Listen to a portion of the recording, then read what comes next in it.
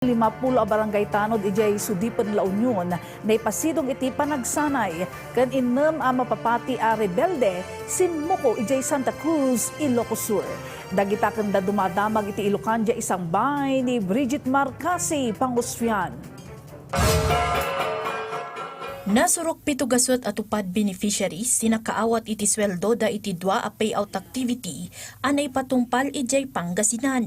Iti datos ti DOLE Region 1, 3 gasut 50 at TUPAD beneficiaries sinakaawat iti sweldo da manipod andaken bulinaw bayat at 3 gasut 30 ket siyam manipod bugalyon ken linggayen.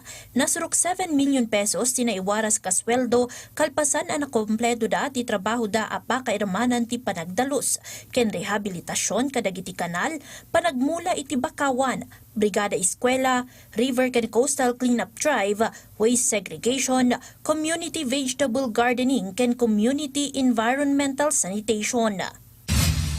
50 a barangay tanod ti sudipan ti naipasidong iti panagsanay tapno mapapigsapay ti kabailanda ang mangipaay iti serbisyo publiko ken mapalawat ti akamda. Nakasentro ti panagsanay iti kinasagana da iti kalamidad ken panagresponde iti emerhensya.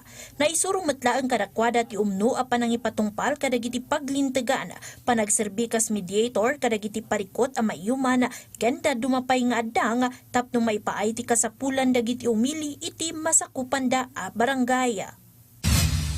Nailukaten ti 7-story geriatric center building iti Mariano Marcos Memorial Hospital and Medical Center ama kaipaay iti kalidad, epesyente ken nabiit ta health services iti publiko nang runa kadagiti natataengan iti Ilocos Norte.